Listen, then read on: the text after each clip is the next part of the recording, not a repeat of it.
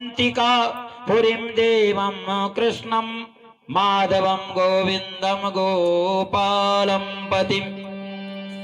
अवंतिका में गए, संदीपान मुनि से भेंट हुई, गुरु को वर्ण किया, गुरु दीक्षा ली, क्योंकि गुरु दीक्षा लिए बिना जो सत्कर्म करते हैं उसका पुण्य फल हमको प्राप्त नहीं होता है।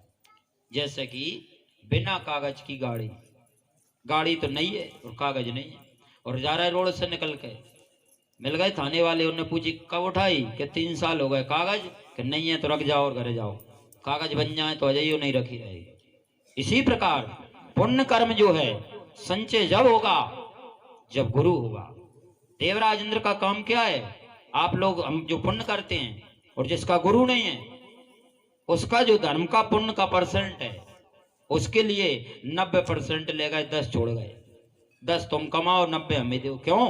बिना कागज की चलाओगी तो ले दे गाड़ी चलेगी, रिश्वत चाहिए फिर चल धका लो, और नहीं तो बनवाओ कागज। इसी प्रकार भगवान क्यों गुरु बना रहे हैं? भगवान के रोम रोम से वेद निकल रहे हैं, सारी सृष्टि समाई है, सब कुछ जानते हैं, संसार के मूल कारण है, वो गुरु बना रहे हैं। क्यों? हम और आपके लिए कि आगे जो लोग आए वे अवश्य गुरु वरण करें। क्यों? और गुरु बनाएंगे तो क्या होगा? बिन गुरु भवे निधि इतरे न कोई, और जो बिरंच शंकर समाओ। बिन गुरु भवे निधि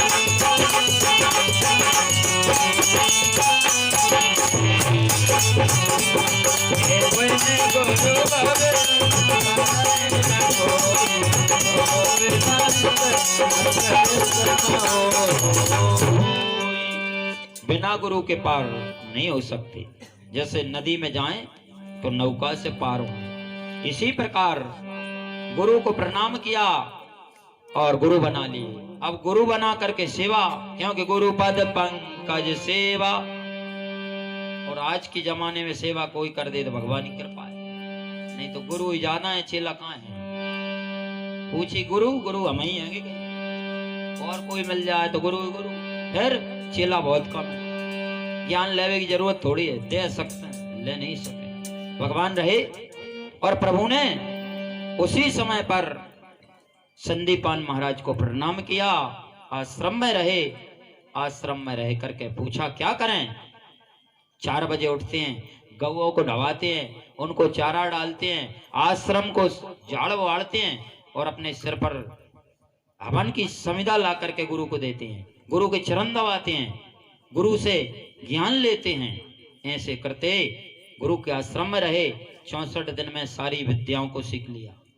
धनुष चलाना, युद्ध करना, नृत्य करना, गाना बजाना, वेद पढ़ना, पठन पाठन सभी अध्ययन हो चुका। वहीं पर इनका मिलान एक ब्राह्मण सुदामा जी से हुआ। सुदामा जी पढ़ने आए उसी आश्रम पर, ब्राह्मण बालक, और कृष्ण जी और बलदेव और सुदामा जी। एक बार गुरु माता ने कहा कि लकड़ी लाओ, लकड़ी कम है। अब लकड़ी लेने को चल पड़े कृष्ण बलदेव और साथ में सुदामा जी। सुदामा जी को कहा गुरु माता ने कि देखो आप छोटे हो, आपको भूख लगेगी, इस कारण ऐसा करो जी, चना ले जाओ, भूख लगे तो खा लेना। अब सुदामा जी को वो पोटली प्रदान कर दी चना की। कृष्ण बलदेव भी चले, आगे गए, सूखी सूखी लकड़ी तोड़ने लगे, और लकड़ी तोड़ना एक पेड़ पर सुदामा जी, एक पर कृष्ण भगवान, एक पर बलदेव जी, 3 पास में ही पेड़ हैं। इतने में जोर से घटा आई, जल बरसा और हवा चलने लगी, ठंड पड़ने लगी, और जल इतना बरसा कि नीचे नहीं आ पाए, वहीं पर रहे। सुदामा जी पास में रहे। अब सुदामा जी को जोर से भूख लगी, भूख लगी तो उन्होंने सोचा अपने पास तो भोजन है, चना निकाले और खाने लगे। अब चना खाए तो आवाज आई श्याम सुंदर को, पास में ही थे। उनने पूछा कहो सुदामा जी कैसी आवाज आ रही है, क्या हो रहा है? सुदामा जी बोले सुन ले लाला, जोर से पड़ रही ठंड, जोर से बरसे जल, हवा अलग से चले, ताकि कारण से दांत बज रहे, और जबकि खा रहे हैं चना।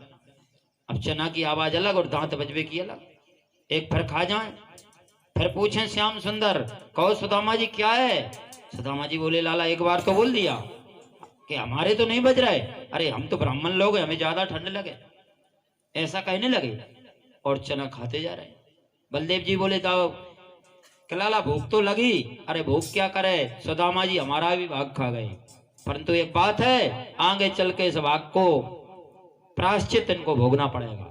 किसी का भाग खाओगे तो आगे चलकर उनको मुक्त होना पड़ेगा। उसी दिन का उनको फल गरीबी भोगने पड़ी।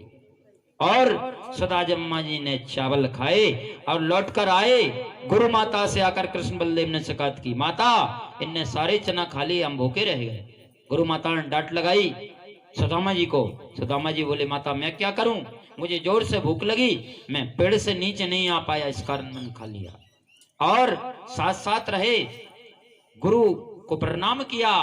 अब जाने लगे और कहा कि हमने आपका कार्य पूर्ण किया, पूरी विद्या अध्ययन हो चुकी, अब हमको विदा करो और कुछ दक्षिणा मांग लो, क्योंकि बिना दक्षिणा दिए कोई शुभ कर्म पूर्ण नहीं होता है, इसलिए कुछ दक्षिणा लो। उसी समय गुरु महाराज से कहा तो गुरुदेव बोले कि हाँ, हमारे लिए कोई दक्षिणा नहीं चाहिए, गुरु माता से पूछो यदि बोल रहे तो। गुरु माता के पास गए, उनसे पूछा कोई भेंट दक्षिणा लो। गुरु माता बोली कि हाँ, हमारे बालक जो हुए थे पहले वो मर चुके हैं, मरे हुए बालक ला करके दो। ऐसा कहा। कृष्ण बलदेव रथ में विराजमान होकर के और संयमनीपुरी में पहुंचे। वहां जाकर के शंख बजाया तो वहां पर यमराज आए और बोले, भगवान क्या क्या है? तो उन्होंने कहा कि जो गुरु के पुत्र आप लाए उनको दो।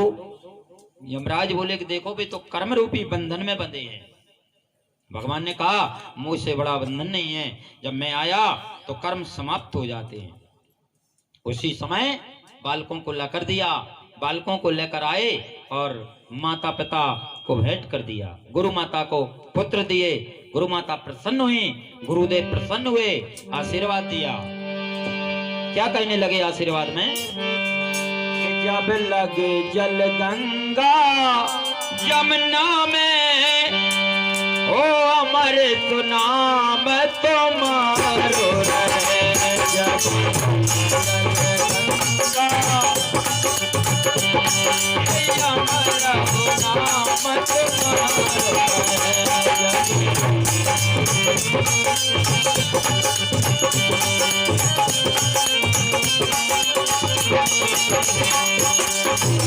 जब लगी जल गंगा यमुना में,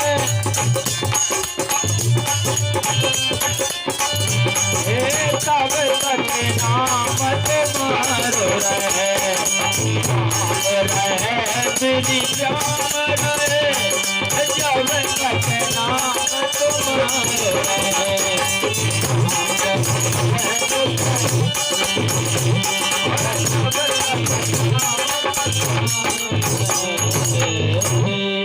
बोलो कृष्णचंद्र भगवान की जय हो। दो चीजें ऐसी हैं जो लगती है, एक दुआ और एक बद्दुआ। दो ही लेके देख लो, कोई ये सताओगी तो बद्दुआ लग जाएगी, प्रसन्न कर लोगी तो दुआ लग जाएगी। दवा लगे चाहे न लगे, दुआ जरूर लग जाए। और इसलिए किसी का दिल नहीं दुखाना चाहिए। और क्या करना चाहिए? भला, बुरा नहीं करना चाहिए। सुखदेव मुनि कहते हैं कि राजन, भगवान श्री कृष्ण ने अपने गुरु से आशीर्वाद लिया, आशीर्वाद दिया कि जब तक धरामंडल संसार सृष्टि रहे तब तक आपकी कीर्ति अजर अमर रहे। आपने वो कार्य किया, क्योंकि गुरु ब्राह्मण और सदगुरु प्रसन्न हो जाएं तो वो प्रदान कर दें जो कोई आज तक दे न सके, और रूठ जाएं तो बद्दुआ लग जाए। इसलिए इनको प्रसन्न रखना है। इनका स्वभाव सरल, भगवान का स्वभाव परम सरल है। थोड़े में ही भगवान मिल सकते हैं। कैसे? प्रेम और भजन से। तो इधर आज्ञा मान करके अपने नगर को आए, गुरु माता को प्रसन्न कर लिया, गुरुदेव को प्रसन्न किया, लौट कर आए। और आकर के भगवान ने देखा कि अब मेरे लिए अनेक चरित्रों को लिए करना है। आगे सुखदेव मुनि बोले कि राजन, जिस समय भगवान लौट कर आए और इधर कंस महाराज का जब वध हुआ, कंस महाराज की दो पत्नियां, एक अस्थि और दूसरी प्राप्ति, दोनों अपने पिता के पास रोती रोती पहुंच गई। पिता कौन है? मगध देश के राजा जरासंध। उनके पास पहुंची और कहने लगी कि हमारे पति का वध उस छलिया श्री कृष्ण ने कर दिया। तो जरासंध ने इधर युद्ध की तैयारी करने लगे, सेना को बुला लिया कि उनके ऊपर चढ़ाई करके युद्ध किया जाए। ऐसा समय बना और देवता इधर पुष्प वर्षा करके भगवान को गाने लगे। तो भगवान ने, आपने बहुत सुंदर चरित्र किए हैं, आपकी जय हो, जय जयकार कराने लगे। और गोपियां भगवान को गाने लगी। एक सखी ने भगवान को गाया और कहा, राधिका जी से बोली कि सुनो, जो तुम्हारे श्याम हैं वे बड़े सुंदर हैं। हर सुन बरसाने बारी गुलाम तेरो बनवारे,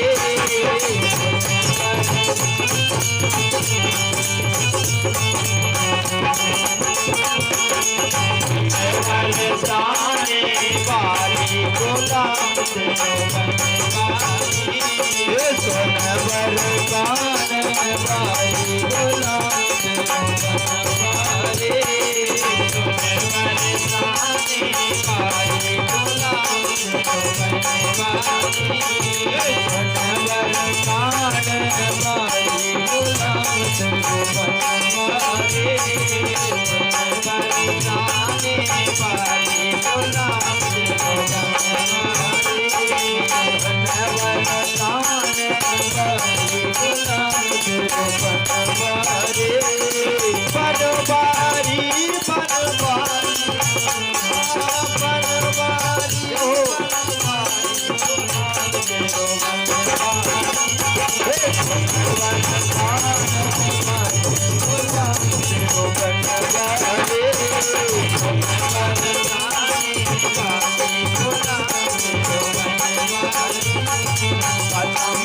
डाली पे झूला डराए, कदम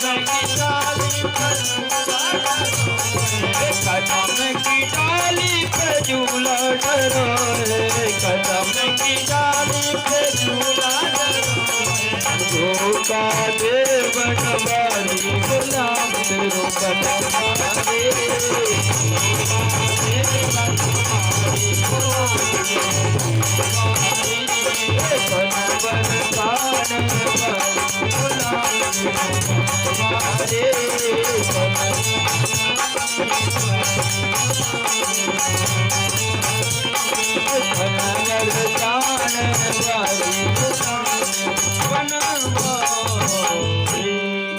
बोलो कृष्णचंद्र भगवान की जय हो। भगवान ने आकर के और ब्रज गोपियों से प्रभु मिले, बड़े प्रसन्न हुए। गोपियों ने भगवान को कहा कि अब तो आप हमारे लिए दर्शन दो और हमारी इच्छा है